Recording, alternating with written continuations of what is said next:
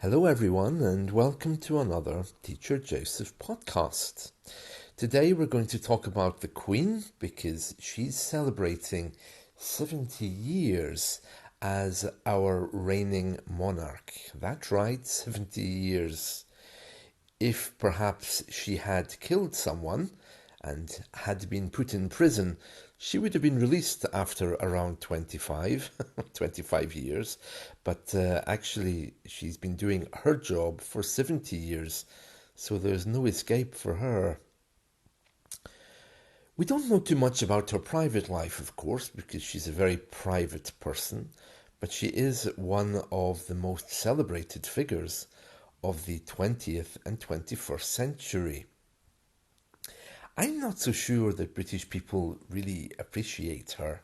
I mean, she's the last remaining relic of the what we can call the old way of living, with cucumber sandwiches and making sure that the tablecloth on the table covers the legs of the table, because of course it would be very rude, to not cover the legs of the table. Nobody wants to see them. So all of these little polite things which British people have, all of these strange, eccentric behaviors, they come from her. And I think after she goes, and there isn't much sign of her going anywhere right now, but after she goes, I think the whole country is going to change. This politeness of the 19th and 20th century is going to be washed away. The Queen herself, rumour has it that she's not in very good health. I mean, I was watching her coming to the celebrations yesterday. She kind of staggered out of the palace up onto the pavement, wearing the pearls and the blue dress, and the heels, and of course the bag on her arm and the white gloves, and she went to this beacon and stared at it. They've lit beacons all over the country. A beacon, I didn't know this, but it seems to be a kind of like little Olympic flame that they've lit in many of our cities. There's one in my city. I don't understand the relevance of this. I mean, they need to be careful they don't set the place on fire. Otherwise, they're going to have a great fire on their hands. Oh, speaking of great fires, I'll tell you a story about a great fire in a minute. But yeah, it's a little bit strange. And then they had these really fading actors and actresses talking about these flames and lighting these flames. I think these actors and actresses, the reason why they were chosen to light these beacons is because many of them have been awarded uh, OBEs and MBEs. These are the Queen's Awards, and she gives these awards to people she likes. Of course, it's not just her decision. She does it in tandem with the government. So we had people like Bonnie Tyler, Lulu, people who were famous in the 70s and 80s, who are not so young themselves, staggering up to the podium to press a button to light these beacons, So it was a little bit strange to see someone like Lulu or Bonnie Tyler doing that. I thought they were dead, actually. I mean, I do like Bonnie Tyler's music, but she must be at least 70, hitting 80 maybe. So these people were brought in because they had received awards from the Queen for their services to music, Bonnie Tyler and Lulu. So it was a bit strange watching something so regal on TV with the Queen, and at the same time watching these stars lighting beacons around the country. Bonnie Tyler did the one for Wales. In Scotland, there's many beacons around here. I don't quite know why. And I think in Northern Ireland, there, I didn't actually see any TV coverage of Northern Ireland, to be honest, but I'm sure they must have had a beacon somewhere. Oh yeah, they had Gloria Hunniford on TV. She received an award, I think, from the Queen. Gloria Hunniford is a very old TV personality. She was sitting on the couch looking like she had been drinking before she started the TV show. It's people that I haven't heard of in years. They clearly were honoured by the Queen by receiving the awards. But anyway, getting back to the Queen's celebration, it's all pomp and ceremony. Here are a few facts about the royal family that perhaps you didn't know. Number one, if you work in the royal family, if you work for the Queen as a cook or even as her personal assistant, you get paid almost nothing. You get paid the lowest possible minimum wage.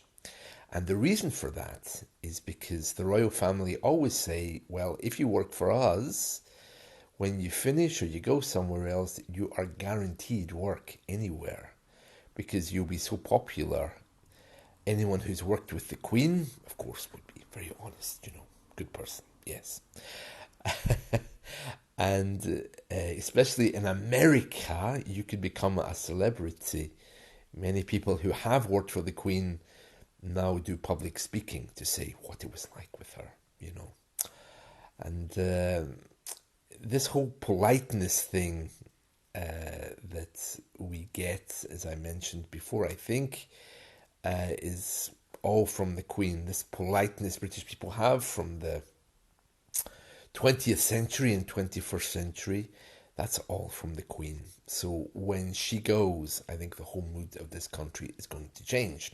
But there are people who make their money by talking about life in the palace, making sure that the tablecloth on the table covers at least halfway of the legs of the table. We wouldn't want the tablecloth not covering the legs of the table. That would be very rude. And other little eccentricities that they have and British people have. Another strange thing about the royal family, they weren't always called Windsor, They had a German name which is quite hard for me to pronounce, so I'm not going to try. And it was changed during the Second World War to Windsor to make them seem more popular. What else can I tell you about the royals? Well, the Queen and her husband are both descended from Queen Victoria. As far as I can recall, the Queen's great... Let me see now. The Queen's father was George. His father was... George, his father was Edward, and his mother was Victoria. 1, 2, 3, 4, 5 generations back. So that would be the Queen's great, great, great, great grandmother. Yeah. That's the Queen's side. And on the husband's side, Prince Philip, I think it was his grandmother was Queen Victoria.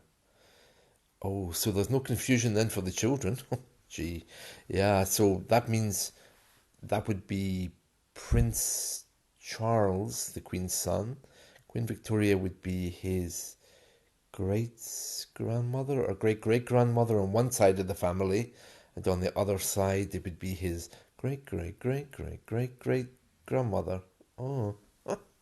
Yeah, you see, all the royals in Europe are all connected. Queen Victoria was known as the grandmother of Europe because all of her children married different royals. The Swedish royals are cousins. The Spanish royals are cousins. The Dutch royals are definitely cousins. Oh, they all look like horses, don't they? With the long faces, Another fact is that when the Queen or King dies, we usually get a public holiday. And I know that right now we have 4 days holiday to celebrate her 70 years on the throne. And many of us are saying, oh, please, Your Majesty, don't die during these 4 days, because if you do, we're not likely to get another public holiday for your funeral. That's a little bit dark, isn't it? And a little bit mean. But it's the truth, We want the holiday when she goes. But she's managing quite well through these 4 days, although she did cancel an engagement today. Apparently, she was feeling a bit of discomfort. So they've cancelled her Thanksgiving service. Well, I think the service is still going ahead, but she won't be there. She'll be sitting at home resting. Yes, Queen resting. Yes. Apparently, another weird fact about the royal family is that they live kind of like very monastic lives. It might be because the Queen is the head of the church, but if you look at any of the family pictures or any family portraits, they never touch each other or smile. It's like they were isolating before COVID came, you know? They always seem to be standing apart and looking a little bit uncomfortable with each other. It's very monastic. Apparently, when the Queen's husband married her back in the 1950s, he wanted to know what everyone did. So he started to walk around the palace, opening doors and asking questions. Excuse me, what do you do here? He didn't want to change anything, he just wanted to know what everyone was doing.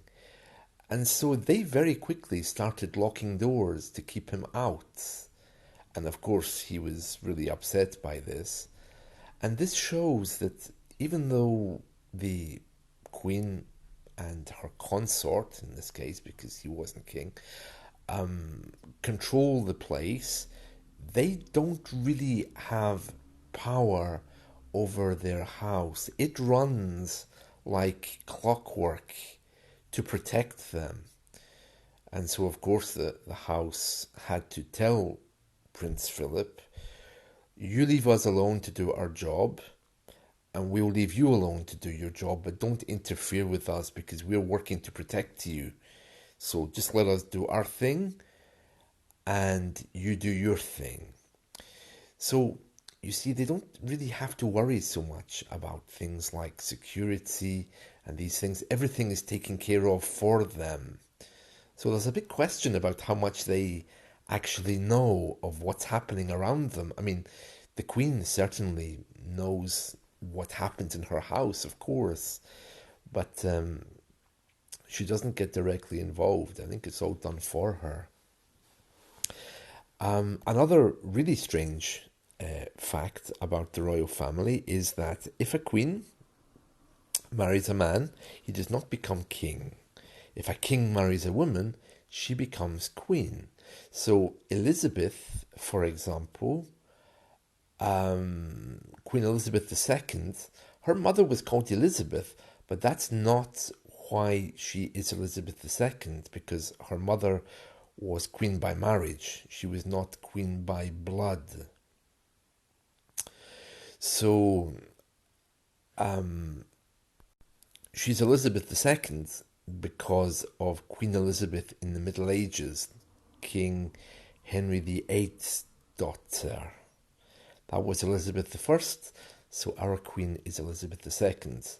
And the Elizabeths in between, who were the wives of kings, well, they're kind of ignored, you know. And my last interesting fact about the royals is that the Scottish royal family and the English royal family were always fighting with each other. And then when they created the UK,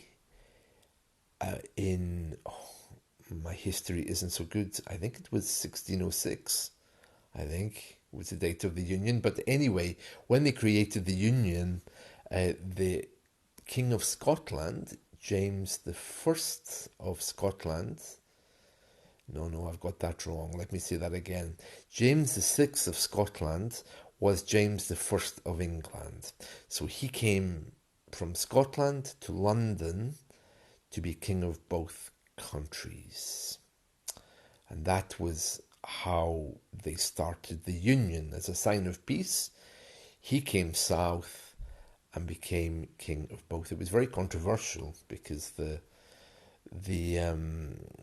times were very different then, and they had very different priorities. Those are some interesting facts about the royal family. I hope you've enjoyed this special edition. and let's catch up again soon. Enjoy your days and think of our Queen. Bye bye.